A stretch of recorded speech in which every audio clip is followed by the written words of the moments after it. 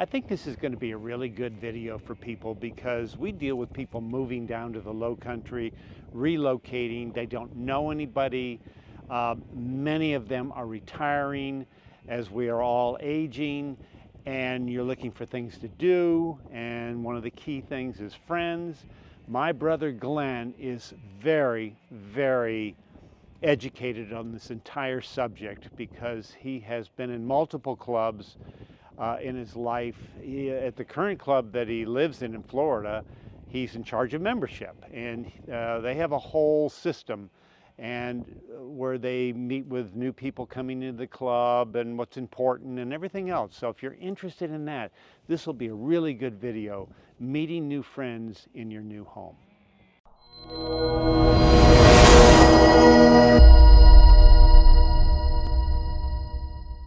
So I have traveled far and wide. I've connected with my brother who lives in Florida, and he is well acquainted with people moving to new areas, joining clubs, meeting new members. And actually, the more you talk to Glenn, he's really studied all this. So Glenn lives in Florida, and he knows all about this subject. So let's just start by saying, when you're in charge now of membership, right, of a particular club, okay, we're not mentioning the club. Anyway, you meet a lot of new members, and these people are coming down, right? Are they awkward? Well, I think the biggest issue is Florida is a very transient. There's a lot of people coming in, there's a lot of people going out. Right.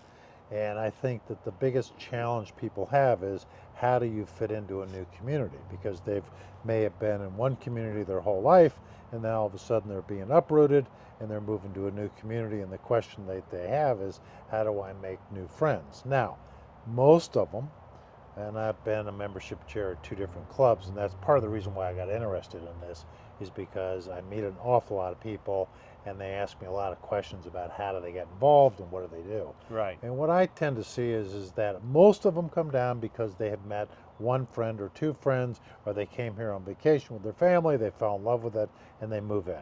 Now they get down here and they're kind of transplanted, and what they tend to do is they go out with the 1 or 2 friends that they met when they came to this area. Right. The biggest problem people have at 60 and over is that, and this is statistically a fact, you lose more friends than you gain once you're at 60. And the reason for that is that A, you become more discriminating, B, you lose some friends due to illness, you move, there's just all kinds of different Well, you're leaving reasons. friends in the workplace. Exactly, and you're no longer working for a lot of people. Right. And those consumed a lot of your friends. So it's an issue because most people are leaving a number of friends and they're not restocking them with friends. And the oldest baby boomer is 60 years old. The oldest baby boomer is this year, 2024. That's the oldest. So, you know, you have a whole wave of people entering retirement, moving to different locations. And that's why I thought this would be a good video, because you're exactly right. You see all these people. Yeah, I think the biggest challenge I see is that people don't understand the importance of friendship to their aging well. It's, as I told you before, Harvard had a study that's been going on for 75 years now. They've had 4 different directors. It's called the Harvard Adult Development Study Research, 75 years. And what they did is they basically studied people, over 2,000 people, and what impacted their life in terms of aging well. So what age group? So, Well, they actually started off with people who were at Harvard, and then so it didn't become just wealthy people or well-educated people. They then also mirrored another group in downtown Boston that was inner city. Okay. That didn't have money, and what they did was they took both groups together and they followed them over the trajectory of their life. So if they started at 20, then they followed them for the next 60. 75 years. They followed them for the next 60 years, and then what they did is they watched their children, and then they watched their children. So there's now over 2,000 people in that group, and what they did is every 6 months they would go back and interview people about what's going on in their life, how they're spending their time. There's actually a great TED Talk Oh, is that right? that's Okay. available, which is the Harvard.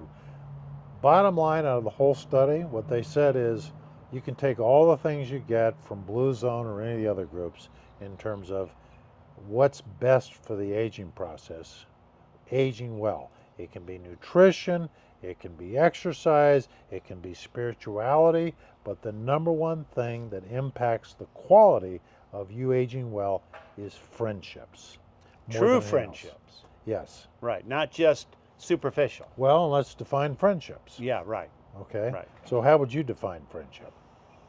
I don't really have any friends, so it's hard to do. Okay, but just imagine, act like you have, act like you have an No, I imaginary mean friend. interested in the other person's life, actually, and you actually care, right, Yeah, about somebody's life, which would limit your friends, Well, interesting. right? Actually, I've heard one definition which makes sense to me. It's somebody you could call up and ask a favor of, and you That's would do that's one for true, them. Tom. That's You also know, true. and it's a whole separate conversation of how many friends you can have, but usually most people have 5 really good friends. They can be family or friends Right. of combination. Right. 5 really good people that they can tell their innermost secret feelings about. I totally Then there's believe that. another 15 after that. So it goes in multiples of 3. Right. 5 are the most intimate. 15 are good friends. Those are people that you can talk to, enjoy their company, and then it multiplies to another 45, and it goes all the way up to 150. That's the Really? maximum. Yeah, it's called the Dunbar Circle. It's a whole different issue. You can do a whole So videotape. that when you get up to 150, I mean, it's pretty casual. There are Yeah. rings. There's Yeah. rings around, and Right. 150 includes the first 5, Right. includes the next 15, includes the next 45. Okay. But 150 is the maximum. This is by a sociologist by the name of Dunbar, who's in England. Dunbar. So there's actually a book, which is not. I would not encourage you to read it. It's incredibly boring. You've read it, right? Yeah, I've read it. It's incredibly boring. Okay. But it's called the Dunbar Circle. Okay. Where are we going with this? Well, talking about friends, how many friends you would actually have when you're moving to a new environment, because our clients are coming down to the Lowcountry, and they're coming to Florida too, and they're leaving their workplace and they're moving to a new area that they Yeah. don't know anybody. Okay, so And I'll tell you a quick story. When I was in Florida in a well-known golf community, I went to a new member party, and there was a guy who bought an expensive home there, and I walked up and said, "How's it going?" And he was standing against the wall with his wife, and he said, "It's great, we love it, but I feel like first grade. I don't really know anybody here, and I've got to start all over again meeting people." And that dovetails what you're saying. Yeah, and you told me a story about somebody who bought a house, and then after a year, they decided to go back home Yes, that because happens. they didn't integrate into the community. That's as right. well. And So the that's a question- big deal. So the question gets to be, how do you integrate into a community? That, to me, that's kind of the key question, and that's what it was. Community of any kind. Yeah. Gated community, Yep. just a community neighborhood, church, anything. Yep. Anything. Those are all Right. communities, and what happens is, in order to build new friendships, there's basically 2 or 3 components. The first one is you have to be close proximity wise to somebody. You have to see them. So I've got friends in Ohio, but I don't ever go back there. I Right. don't see them. Right. So I see them once every 2 or 3 years, and so you lose touch with them. So you've got to be located. So that's number 1. Number 2 is you've got to find a repetitive exercise or activity where you see them on a routine basis. Right. It can be church every Sunday, it can be men's golf every Right. 2, it can be ladies' cards, but it's got to be something where you see them consistently Right. over time. In fact, this is a little well-known fact, I'm not sure how I remember this, but it takes approximately 200 hours to develop a good friend. You have to spend time with them, you got to get to know them. I believe that. Because you don't really start with having meaningful conversations with people Right. when you first meet them. Right. Right. So, so for somebody moving into an area, I think one of the challenges is, how do you find a community where you're like-minded? You have similar interests. Right. When you go there, you feel comfortable. Right. And I think a lot of people make, my wife is one of these, she tends to jump too quickly, jump into a community, and I think you're better off going and visiting different communities, signing up and playing a men's game, or going over and playing cards, Yes. or going to the local church, or going to the Rotary Right. Club, and going to one or two of those Get a things. little bit involved. That's right. Get a Right. little bit engaged, and then after you've done that, then see if it's the kind of people that are welcoming and opening. The good news about Florida is it is a welcoming, opening community as opposed to a traditional community back home in Ohio because people all grew up together. They've had these relationships for Right. 40 or 50 years. Right. Here you're coming down, most people are transplants that are coming down. That's here. right. Same with the Lowcountry, they're Right. transplants. That's They're right. generally more open to making new friendships. And we talk about it in our team a lot when we take people around to look at communities. The client's always looking at the people in the neighborhood, the club, the cars, the environment, all of they're constantly scanning that, trying to make a decision, really. Well, and I think that just in this small community here, there are 3 or 4 distinctly different clubs and gated communities with very different cultures, very Right, different right. cultures. And you only know that if you spend time, you get to know some people, and you get engaged in the community. I think a lot of people don't get as engaged as they need to because making new friends is you have to get out of your comfort zone. Right. You have to want to go out and work. You have to go and be uncomfortable. You got to go to some mixers. You got to go to the church dinner on Sunday. You have to make an effort. And when you go make an effort, you got to have start to work toward a more meaningful conversation, not superficial. How was your golf game today? How was the weather today? You got to have a more meaningful And that's why a conversation. lot of these communities we sell have, quote, discovery packages, stay and play, things like that, where you can stay on the property, play golf, go to dinner, all of that, and kind of meet some people and, Totally. and see if those are your peeps, really. You know, I think it's the best thing that in my life from once I retired, which was 15 years ago, once I retired, to me it's been one of the most enjoyable things of retirement is making new friends and doing different things with them. Because Right. I play golf with them in Europe, or I go over to different places, or I go visit them in the summer. Right. But to me, it's been the most enjoyable, one of the most enjoyable parts of retiring is making new friends. And it's been interesting. I'm meeting a lot of people who I think are interesting. So, getting back to the Harvard study and following these people for 75 years, every 6 months checking on them, we have these different pillars of retirement of spirituality, nutrition, health, keep moving, things like that. But what is number one? Friendship was by far number one in terms of the impact on the longevity of your life. The only other thing that was equal to having more friends or good friends is smoking. And that's a negative. So that takes years away. So the What do you only, mean by that? I mean, you extend your life by having more friends. Yeah. You actually diminish and subtract from your life if you're smoking, and they were equally powerful Oh, wow. in terms of Okay. the impact of your life. Interesting. Uh, a couple of years ago, I had some health issues, surgeries, whatnot. And when you go in to see these doctors and you have these tests, the number one question, do you smoke? And if you say you did or have ever or whatever, it's like a red alert. They're all over that. And I think doctors are, I got to be careful because you're going to have some doctors That's okay. watching this. They're a little retarded because they Yeah. got to focus on friends and not That's just true. smoking. That's true. What else on your I survey? think Anything the- else? Yeah, I think the only other thing is what I told you earlier. I don't remember where this came from, but I think people struggle with the social skills of how to build a relationship with people. And what I mentioned to you the other day is Northwestern did a study He about reads all this. It's okay. It's true. Go ahead. well, this is in a David Brooks book that just came out, but there's He's a columnist for the New York Times. So go ahead. But there's a book that came out that's David Brooks' book that talks about how to get to know people better. It's actually very interesting. But anyway, one of the studies in there was a Northwestern study where they brought in people who were experts on how to have an effective conversation. And they brought people in, and then they had them talk, and then they watched them, and then they scored their ability to have good conversation. That must have been Meaningful. interesting. It was when they asked people who were there, the same kind of economic means as we have, Right. how did they think they did in terms of their conversation? They scored themselves an 8 out of 10.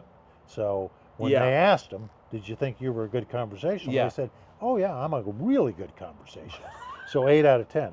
They then went to the experts and said, "You were scoring them. You watched the videotape. How would you score them?" They'd say less than 30% are good at having So a why is that? conversation. They didn't actually care about the person to No, ask questions? I think it's interesting. You have to get the David Brooks book. In fact, he's got a TED Talk as well. Okay. But there are trained skills on how to build a relationship with people that I don't think is taught by most people. So I think one of them is that when you're talking to somebody, and you're really bad at this, you have to really focus on them. Listen. Yes. Listen. And your attention has to be an on-off switch.